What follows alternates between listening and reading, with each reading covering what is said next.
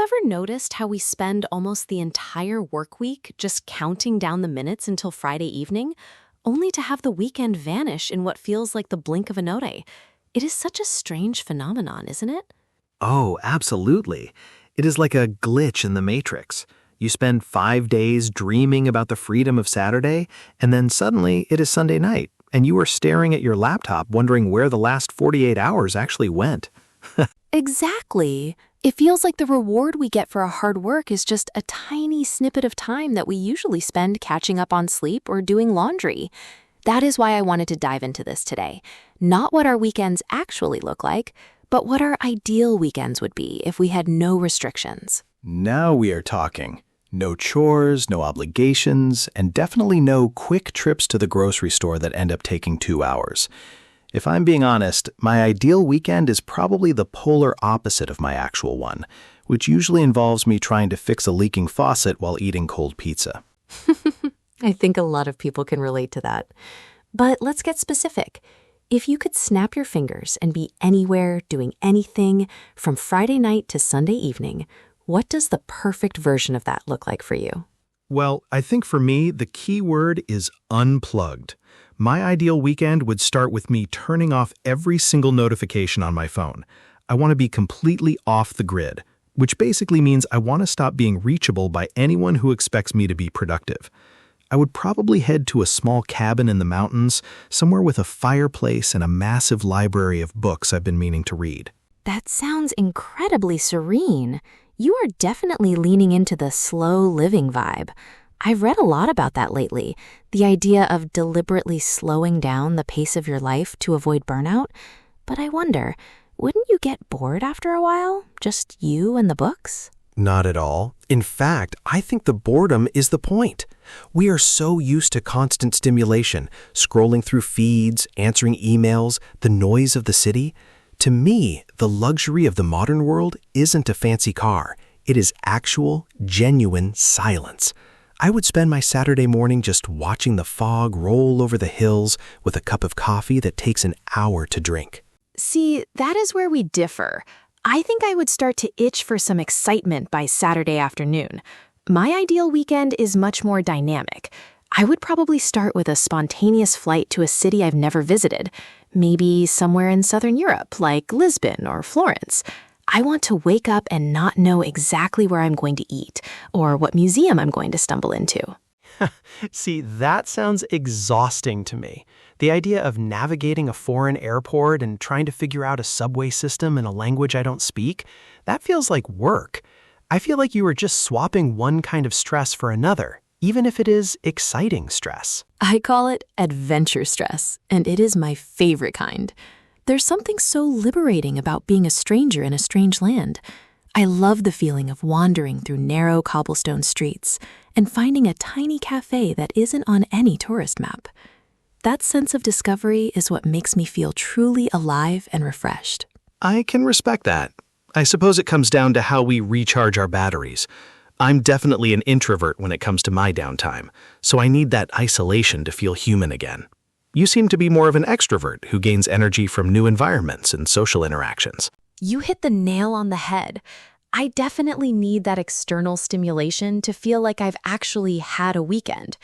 If I just stay home and read, I feel like I've just extended my work week, but without the paycheck. I need a clear boundary, a physical shift in location, to tell my brain that it is time to stop worrying about deadlines. That is an interesting way to put it, a physical shift in location. I guess I do that on a smaller scale. Even just going for a long walk in the woods is a shift for me. But I get what you mean. When you stay in the same house where you work, especially if you work from home, the walls start to feel like they are closing in. Oh, absolutely. The home office trap is real. When your bedroom is 5 steps away from your desk, it's so easy to just check one more email at 9 p.m. That is why the ideal weekend has to be a total escape. Speaking of escapes, if we are talking about the perfect scenario, what about the food? Because for me, the ideal weekend is basically one long culinary tour. Now we are talking my language. In my mountain cabin scenario, the food would be hearty and comforting. I'm talking slow-cooked stews, fresh sourdough bread, and maybe some local cheeses. Nothing fancy, but everything made from scratch. There's something very meditative about spending 3 hours preparing a meal that you're going to eat in 20 minutes. I love the sound of that, but I'm going for the opposite. I want tapas in Spain, fresh pasta in Italy, or maybe some street food in Tokyo. I want flavors that surprise me. I want to sit at a crowded outdoor table, listen to the chatter of the locals, and just people watch for hours. For me, food is the gateway to the culture. I agree with that, though I think I prefer the quiet version of culture. But let's look at the middle ground. Do you think there is a way to combine these two ideals? Like a weekend that has both the silence I crave and the adventure you love? That's a challenge. Maybe a luxury retreat-style weekend? Like spending the first half of the trip exploring a vibrant city and the second half retreating to a quiet spa or a nature reserve nearby. A bit of chaos, then a bit of calm. Now that actually sounds sustainable. If I did the city part first, I could use the quiet part to process everything I saw. It's like a decompression chamber. If you just jump straight from a hectic trip back into a Monday morning meeting, you might actually feel more tired than when you started. That is so true. I've definitely experienced the vacation hangover, where you spend all of Monday just recovering from your time off. It is almost ironic. But let's talk about the guilt factor. Do you ever feel like you should be doing something productive on your ideal weekend? Like learning a language or cleaning the garage? All the time. It is this weird societal pressure to optimize every second of our lives. We've turned hobbies into side hustles and relaxation into self-care routines that we have to track on an app. The idea of just doing absolutely nothing and feeling zero guilt about it feels almost rebellious these days. It really does. We've become so obsessed with productivity that we've forgotten how to be idle. I think the art of doing nothing is a skill we need to relearn. In my ideal weekend, the only goal would be to see how long I can go without checking a clock. Exactly. The moment you start scheduling your relaxation, it stops being relaxation and starts being a project. Okay, from 2 p.m. to 3 p.m., I will now relax intensely. It's ridiculous. That's why the unscripted nature of the weekend is so important. I wonder why we do that, though. Do you think it's because we are afraid of being alone with our thoughts? When we are busy, we don't have to face the existential dread of, what am I doing with my life? Ouch, you went deep quickly. But yeah, probably. Silence can be uncomfortable if you aren't used to it. Most of us use noise, music, podcasts, social media as a shield. So when someone says their ideal weekend is quiet, it actually requires a certain amount of mental strength to actually enjoy that silence. That is a great point. It's like a muscle you have to train. I think that is why some people find doing nothing so stressful. They feel an itch, a restlessness. I get that too, which is why I prefer the adventure. The movement keeps my mind occupied, so I don't start overthinking everything. It's a different way of coping, I guess. You use movement to quiet the mind, and I use silence to settle the mind. Both are valid, but they are very different paths. I wonder if our ideal weekends change as we get older. Like when I was 20, my ideal weekend was probably a music festival with 1,000 people and zero sleep. I was exactly the same. I remember thinking that the more exhausted I was by Sunday night, the better the weekend had been. It was like a badge of honor. Now, if I imagine a weekend with that much noise and lack of sleep, I actually feel a phantom headache just thinking about it. Right? Now, the badge of honor is having a weekend where you actually got 8 hours of sleep and didn't have to talk to anyone you didn't want to. Our priorities just shift. We start valuing quality over quantity. Quality of experience, quality of rest, quality of conversation. Speaking of conversation, in your ideal cabin weekend, who is there? Is it a solo trip, or do you have a few close friends with you? I think I would want a very small group, maybe 1 or 2 people, who are perfectly comfortable with silence. You know those friends where you can sit in the same room for 3 hours, both reading different books, and not say a word, but it doesn't feel awkward? Those are the only people allowed in the cabin. I know exactly the kind of friendship you mean. It's a very high level of trust. For my ideal trip, I'd want a small group too, but we'd be the kind of group that gets into heated debates about the best local food or tries to find the weirdest museum in the city. I want that shared energy. It sounds like you want a co-conspirator for your adventures. Someone to say, yeah, let's take this random alleyway and see where it leads, instead of someone saying, wait, let's check the map first. Exactly. The map is just a suggestion. I love the idea of getting slightly lost. There's a specific kind of magic that happens when you don't know where you are, but you're in a beautiful place and you're with people you love.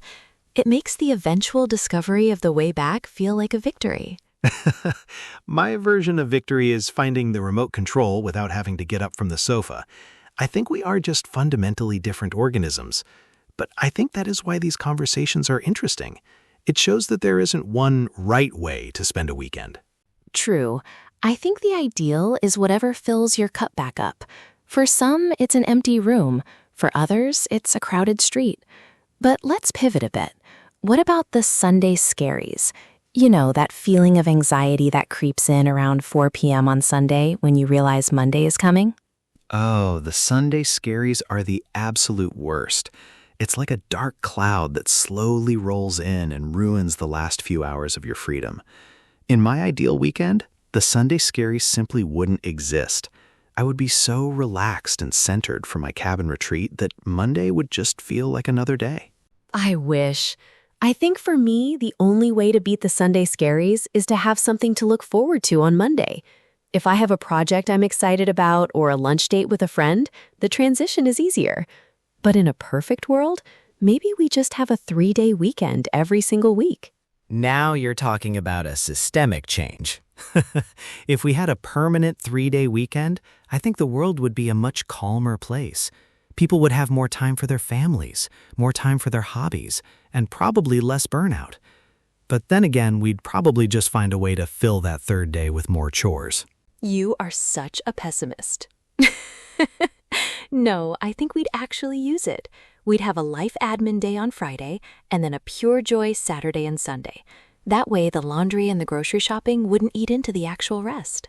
Okay, I'll admit that's a brilliant system. Life Admin Day. I love the phrasing. It makes cleaning the gutters sound like a corporate task. I could get behind that. Right? It's all about the framing. If you frame it as admin, it feels like part of the job, and then the rest of the time is truly yours. So let's go back to the ideal part.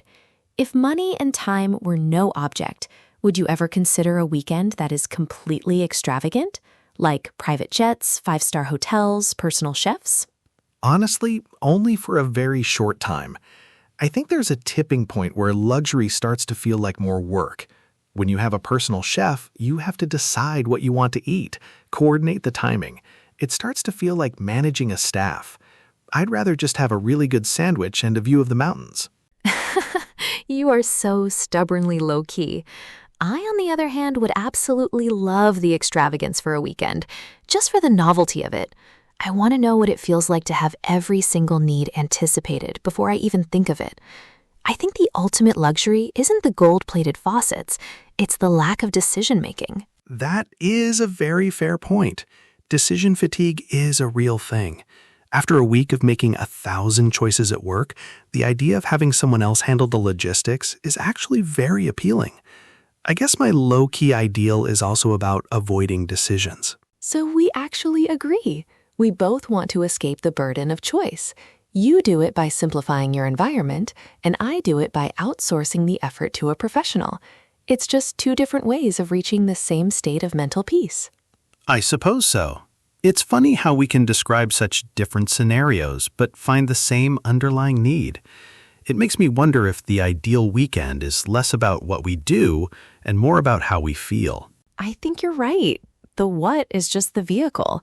Whether it's a cabin or a capital city, the goal is the same, to feel like you are the owner of your own time again.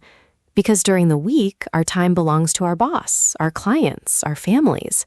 The weekend is the only time it belongs to us. That is a powerful way to look at it. The owner of your own time. That's why we get so protective of our weekends. When someone asks for a quick favor on a Saturday, it doesn't feel like a small request. It feels like an invasion of our sovereignty. Invasion of our sovereignty. That is so dramatic, but so accurate. It's like, excuse me, you are trespassing on my precious hours of non-productivity. But do you think we've let technology ruin this?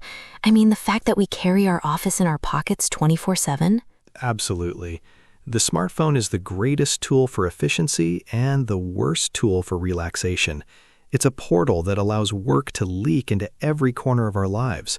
Even in my ideal cabin, I said I'd turn off the notifications, but the temptation to just check is always there. I struggle with that too. I'll be in the middle of a beautiful museum in a foreign city, and I'll feel this weird impulse to take a photo and post it. And suddenly, I'm not experiencing the art. I'm experiencing the idea of people seeing me experience the art. It's a strange loop. Exactly. We've started living our lives for the digital record rather than the actual moment. My ideal weekend is a no-camera zone. I want the memories to exist only in my head, not as a series of JPEGs in a cloud storage folder. That sounds so liberating. Imagine the pressure that disappears when you don't have to worry about the lighting or the angle or the caption. You can just be. I think that is a luxury that is becoming increasingly rare. It is, which is why I think digital detoxing should be a mandatory part of every ideal weekend, even if it's just for a few hours. Just putting the phone in a drawer and remembering what it feels like to be bored or curious without a search engine to give you the answer immediately. I agree. I think that curiosity is what drives the adventure I love. If I can just Google best hidden gems in Lisbon, the mystery is gone. I'd rather walk around and find something that isn't on a list. The joy is in the search, not just the destination. Spoken like a true explorer. I just want to explore the depths of my pillow for 12 hours. But seriously, do you think people who have boring weekends are actually the ones who are doing it right? Like the people who just stay home and do nothing? I think so. I think there is a difference between a boring weekend and a restful weekend. A boring weekend is when you have nothing to do and you're unhappy about it. A restful weekend is when you have nothing to do and you're absolutely thrilled about it. That is a crucial distinction. The feeling of I have absolutely nothing I have to do today is one of the greatest feelings in the human experience. It's a form of freedom that is almost intoxicating. It really is. But I think some people feel a sense of failure if they don't have a story to tell on Monday. When the coworker asks, "So, what did you do this weekend?" And you have to say, "Oh, not much, just stayed home." Some people feel like they've wasted their time. I've definitely been that person. I'd feel this weird pressure to invent something. Oh, I read a really interesting article about bees. As if reading about bees isn't a valid use of time. Why is there a hierarchy of productive leisure? Because we've been conditioned to believe that doing is better than being. We value the active leisure, the hiking, the traveling, the social events, over the passive leisure. But passive leisure is where the real mental recovery happens. Exactly. It's like a battery. You can't just keep drawing power. You have to plug it in and let it sit. For some people, plugging in means a hike in the woods. For others, it means a nap on a rainy Sunday afternoon. Both are essential. So if we were to design the ultimate universal weekend for everyone, regardless of whether they are introverts or extroverts, what would the ingredients be? I think the first ingredient would be choice. The freedom to decide exactly how to spend your time without any external pressure. Whether you choose the party or the book, the key is that it was your choice. I love that. Choice as the foundation. I would add presence, the ability to be fully immersed in whatever you are doing. If you're at a party, be fully there. If you're reading a book, be fully there. No half thinking about Monday morning. And I would add comfort. Not necessarily luxury, but physical and emotional comfort. Feeling safe, feeling relaxed, and feeling like you don't have to perform for anyone.